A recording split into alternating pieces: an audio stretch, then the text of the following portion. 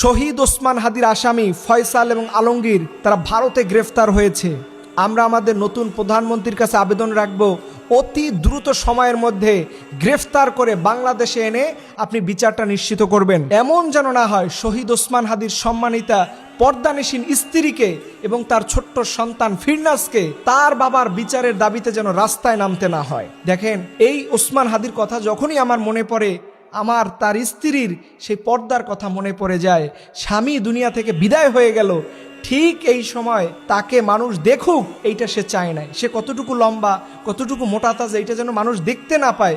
এর জন্য স্বামীকে শেষ বেলায় যখন একবার দেখতে গেছে, তখন তিনি একটা আলাদা পর্দা টানিয়ে একটা দেয়াল তৈরি করে তার স্বামীকে দেখতে গেল।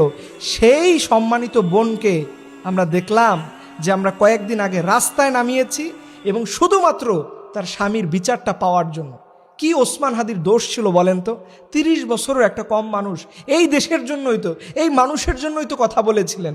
তিনি তো এও বলেছিলেন যে বাংলাদেশ ঘাস খেয়ে হলে অস্ত্র বানাও। আজকে দেখেন গোটা বিশ্বে মুসলমানদেরকে আজকে শেষ করতেছে, মুসলমানদেরকে একবারে নিশ্চিহ্ন করতেছে।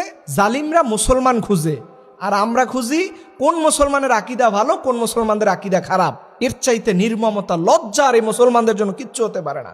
একে একে সবাইকেই ধরবে। যারা মনে করতেছেন এখন কিছু করতেছে না, আগামী কয়েকদিন পর আপনি তাদের টার্গেট, মুসলমান তাদের টার্গেট। এর জন্য মুসলমানদেরকে ইসলামী চেতনায় যে উদ্বুদ্ধ হওয়া ফরজ, এটাই হচ্ছে এই রমজান মাসের শিক্ষা।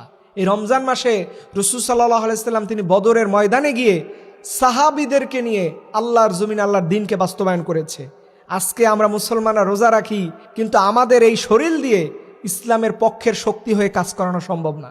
দেখেন, প্রত্যেকটা মানুষ রোজাদার, তারা দুর্বল হয়ে গেছে। কারণ এই যে ইসলামের শিক্ষা ছিল, ইসলামের মূল যে কন্ট্রিবিউশন ছিল, এটা আমরা আজকে ভুলে গেছি। কিন্তু আমি বলবো, আমাদের মাননীয় প্রধানমন্ত্রী, আপনাকে ব্যক্তিগতভাবে আমাদের অনেক ভালো লাগে, এবং আপনার সম্মানিত মাকে, উনি আমাদের কাছে একজন সম্মানিত মানুষ।